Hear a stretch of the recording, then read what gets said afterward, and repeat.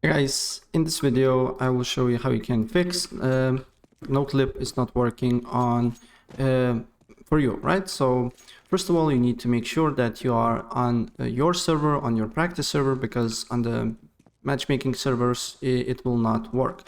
And another thing that you need to do here, you need to open up console, and then you need to just write sv cheats and then make it to 1. Right?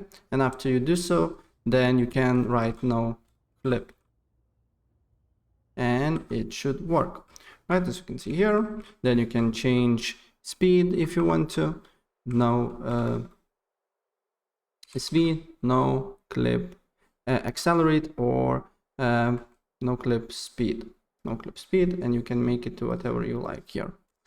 And that's pretty much it. So basically what you need to do here, first you need to on console just write sv underscore cheats and 1, and then once it's enabled, then you can use NOCLIP in the private in practice mode.